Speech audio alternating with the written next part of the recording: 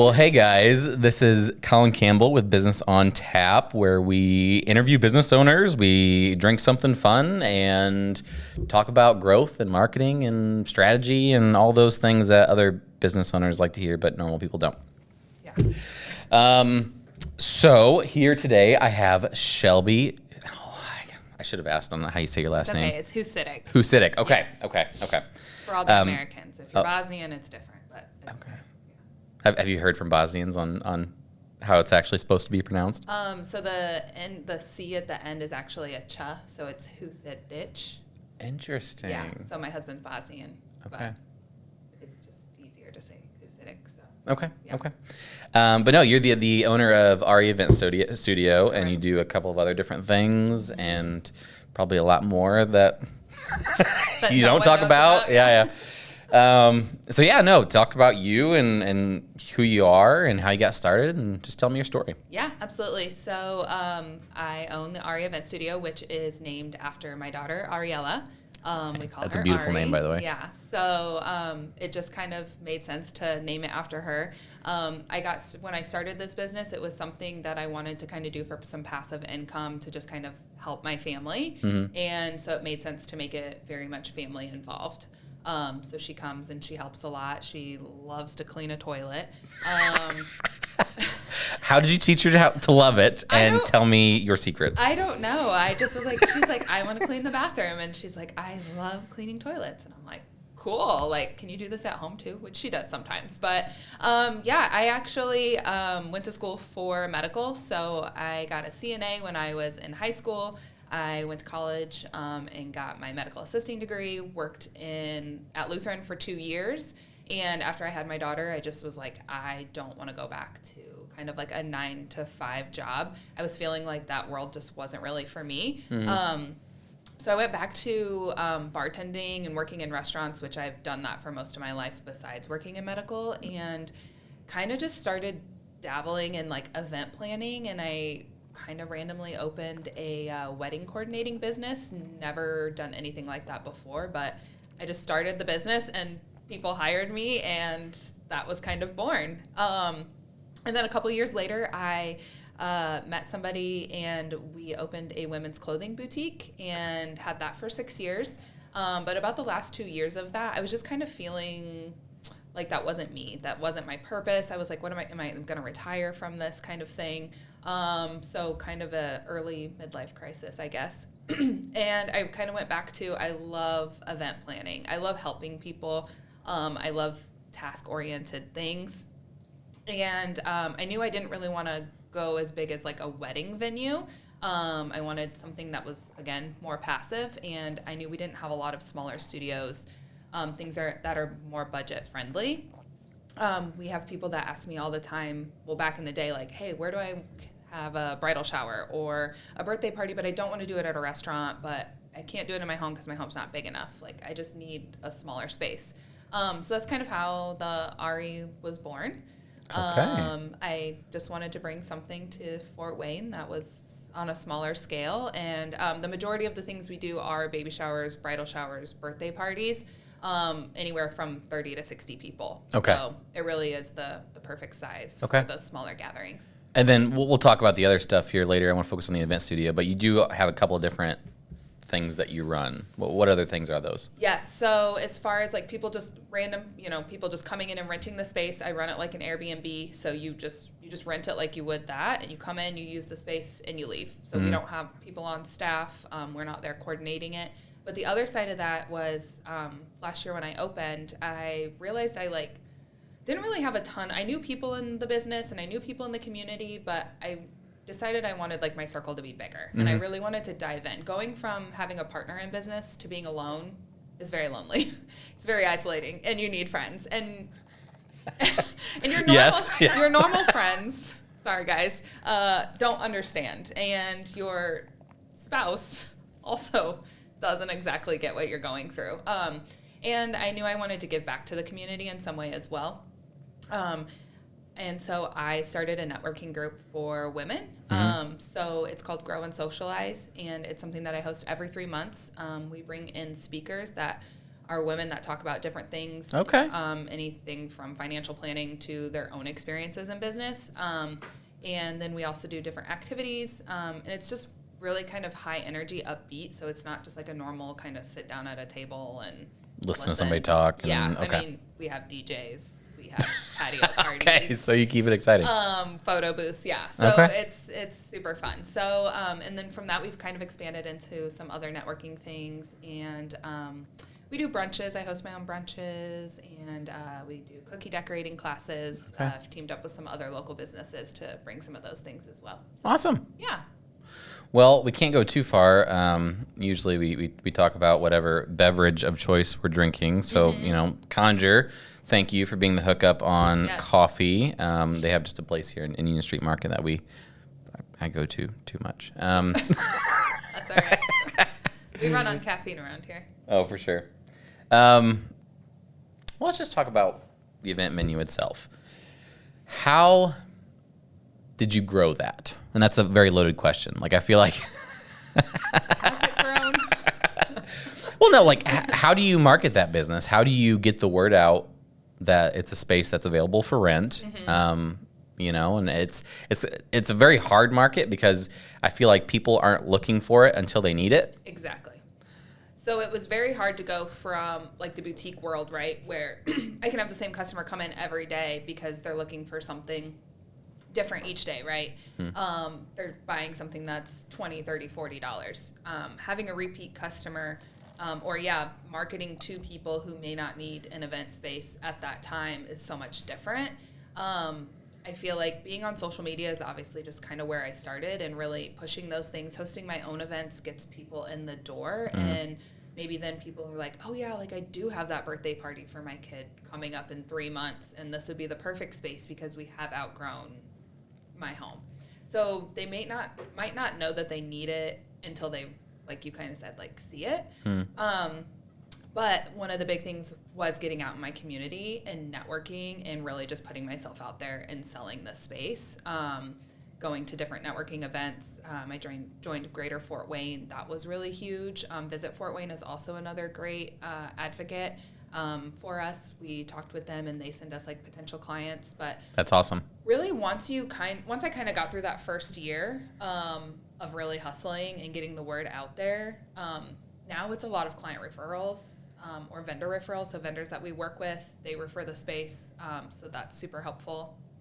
I ran my analytics a couple weeks ago, actually, because I really thought that the majority of my clients were coming from, like, Facebook, and when I looked at the numbers, it was, like, crazy how many were client referrals and vendor referrals. Interesting, okay. Yeah. And now that we've been open for a year, we're starting to have even returning customers that are like, hey, we had our holiday party with you last year. We want to do it again. Let's do it again, yeah. Or I had my baby shower with you, and now my son or daughter's turning 1, and we want to have the first birthday there. So, yeah, really just being in the community, and then now we're coming up on just returning clients and keeping those relationships strong.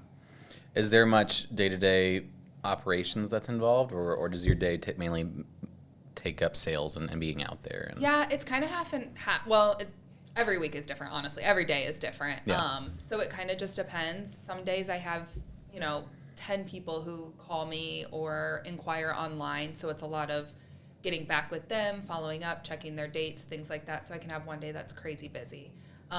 Or if I have an event going on that day, then I obviously do have to be there. We do all the setup, and then we do all the cleanup. And do you have a team, or is it just you? It's just me. And my daughter who cleans toilets. Well, kudos to you. That's a good job. So and then social media planning, things like that. So I would say my day-to-day is different every day. On average, maybe it's like a total of 5 to 10 hours of like actual like sit down work. But a lot of it is being there, cleaning up the space and getting it ready for the next person. Makes sense. So you mentioned social media. Is that probably your most time invested marketing channel that you're using right now? Yeah. Instagram and Facebook, we spend a lot of time creating reels and things like that, and then different graphics and going in and doing just different shoots and advertising that way. Yeah. What kind of content do you make? Do you do the fun trends? Do you everything?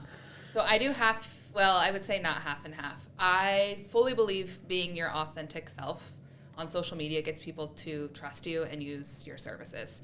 100% people. Yes. Listen to this. Yes. So I fully believe in doing the silly trends and showing up and being authentic and showing the fails and all of that. But you also have to show what you're selling, right? If I just get on Instagram every single day and just dance, like, people aren't going to know what I'm selling. They're just going to watch me and then move on. So I think it's really important to kind of have a 60-40. I like to have 60% of showing my space, showing, events that we've decorated, the different packages that we offer. We do a lot of I'll post testimonies on there. And then the other 40%, and maybe that's like every other day, is a funny TikTok. A lot of them involve my daughter. She gets me a lot of views. It works. Yeah. We're not exploiting children over here, but, sometimes you have to. So I think getting those eyes and having that reminder and people realizing you are authentic and you're, they can trust you, but then making sure that you're keeping up with what you're actually selling. Because if somebody goes to my Instagram and is like, hey, I want to see the space, but then the last 15 things I posted are all funny dancing, they're just going to skip because they're not getting that instant gratification of knowing exactly what I have. So you mentioned that here recently you did a deep dive and you found out that client referrals, like those connections, the networking, which isn't the most fun part of business ownership, but it's vital and important. What are your thoughts moving forward on that? Because this was a recent discovery for you. So, what are your thoughts on that as far as customer loyalty, retention, So I just recently, last month, started sending out automated emails. So, clients who booked with us 6 months ago, I think it's important to continue to follow up with them and continue that relationship. Because again, if they hosted a baby shower, now they're going to get an email that says, hey, we saw you 6 or 8 months ago. Here's $50 off to book your next event with us. Or if you refer somebody to us, you're going to get $100 off, and that person's going to get $100 off if they book. So I definitely think building in that loyalty and continuing those relationships with your clients is very important. And then even same with vendors. So we haven't started any vendor programs yet, but I think in the future, I would love to be able to offer them a kickback if they are, referring us to their clients. Well, let's talk about your networking group then. Who have you had on to talk? Who's give me some headliners. Who are we talking about here? Yes, so we've had Grace from Icing for Isaac. Okay. So she built her business kind of to pull herself out of something really deep and awful. So it was really nice for our crowd, which we have a lot of working moms or business owner moms that come to these events. So it was really great for them to hear from her, how she balances things with, she has 5 kiddos, and then runs her business and has a team of employees. So she's very inspiring. So again, she kind of talked more about her personal experience as a business owner, and how she kind of gets through her day to day. We've had Kathy, which is the owner of DeBrands. So she came in and spoke about really just building a business as a woman from the ground up, and kind of how she's built her empire. We've had financial advisors come on. I usually like to have them in January. So this next event that we're having in January, we're going to have Maddie. She's a financial advisor. So she's going to talk about maybe things that aren't super exciting. I was going to say business taxes. Yeah. Is that what we're talking about? Yeah. Investing in yourself too, life insurance and all of that. But how you can do that as a business owner, because when you work for, a corporation or somebody who, you have a 401k or you have a retirement plan or you have insurance through those businesses, or through your job, as business owners, we don't have those things. And it's something that none of us really want to think about or invest maybe that extra money that we have. We don't want to invest into that. So I think it's important to, hear that. And especially in January when all of our minds are thinking, okay, reset. What are those goals? What do I need to do to make this year better? So we've had her. We've had Kara. She is from I Do DJ Crew. She's one of the hypest DJs in Fort Wayne. Oh, yeah? She's fantastic. So again, she kind of just talked about how she acquired her DJ business and has grown it and changed it from there. So like I said, we kind of do the half and half where we try to have somebody who has like a unique story as a business owner and then someone who is, you know, kind of teaching something as well. Makes sense. So who would you say this networking group is for? Obviously women. Well, that's the first step to entry. Yes. And then, and I know you want to say for everybody, but is it mainly a B2B service-based crowd that's there right now? Like definitely, I feel like any type of entrepreneur, even aspiring entrepreneurs. Okay. So I like to invite, you know, if you're fresh out of school or you're 20 years old and you have this idea and you have no idea where to start, you don't have to have a business to come. You could just come to kind of see what like the world, you know, that we all live in is kind of like. But we have people who are hair salon or hairstylists that work for somebody else, but they still obviously have to build their own clientele. So anybody who is building and needs to find those clients and is just looking for a network of people. So, I mean, you can still work in a 9-to-5 and come if you're really just trying to build, you know, like your network of business owners and women or if you just need a new friend. Yeah. I have people that come that are just like, I just need to get out of the house and I need someone to talk to and I need a new friend. So I encourage everyone, we call them business besties, to come and find at least one new business bestie while you're there. Well, you can't say business bestie and not plug your podcast that you're doing. So tell me about the podcast that you run. What are you doing on your show? Yeah, so this is exciting for me because I've never been on the other end of this. I know. I think about it like, could I sit there and talk? Like, I like listening, but could I sit there and talk? I feel like. So I do have a co-host. Her name is Ashley. She owns Grace and Goods Boutique. So we started the podcast together, and we just invite other business owners, kind of like what we're doing here, to just kind of talk about themselves, talk about their story.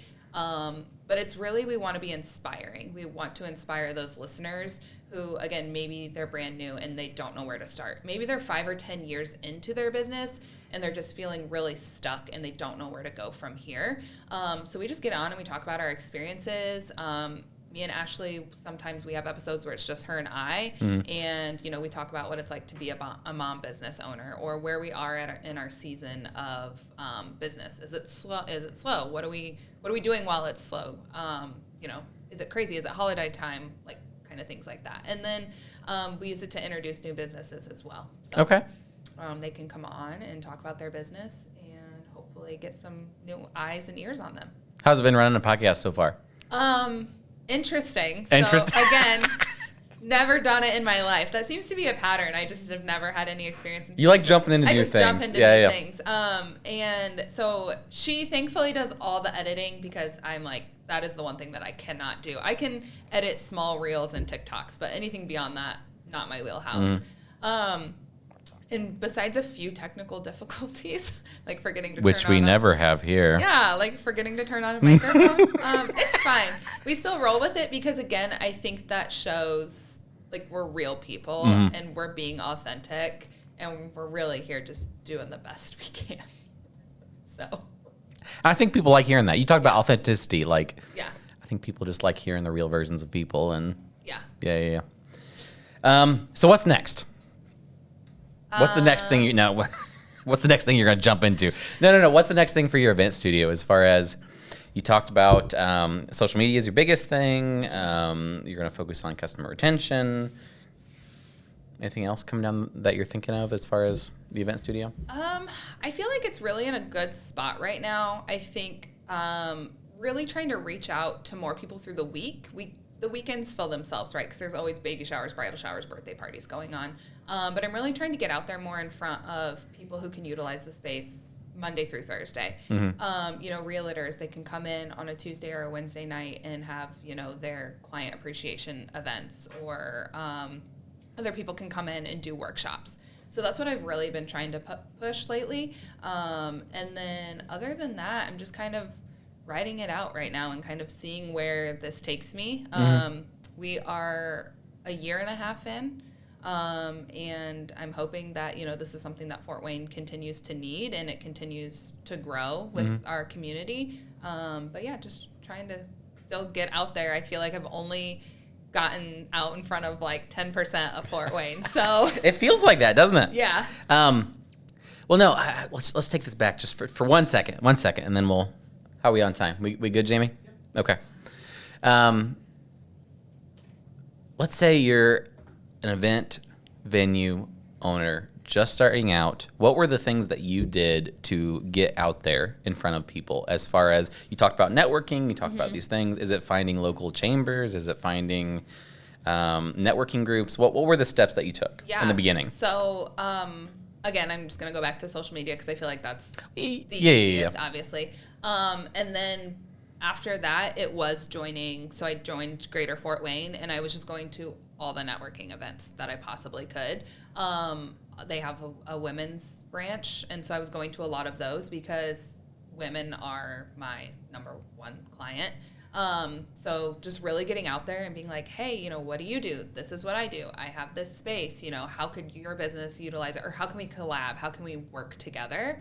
So I think with a business like this, you really have to get out into the community and just meet any business, honestly. I think just getting out in front of the community, because if you're not going to pay for marketing as far as like ads on the radio or Facebook ads or commercials or billboards, like how else is there? And it's if you want to bootstrap a business, how do you do that? It's really just that good old word of mouth. Like, I mean, I'm ready to go knock on doors. Like, so if you all see me in your neighborhood with balloons and cookies, like, and I feel like that's what you have to do. You really have to put the work in. There's no magic solution or it's grinding, it's talking to people, it's all day, every day. And it is a lot. I have times where I'm like, my social battery is down here and I do not want to go to that event. And sometimes I do that. I just don't go. But I try to get out there and do like 3 to 4 networking events a month outside of the ones that I personally host. Okay. Because when I'm hosting an event, it's a lot harder for me to actually network because you're running an event. I'm running the event. Yeah. So I say I throw these events and I love them and I get to meet new people, but really I end up being the one that is coordinating and working.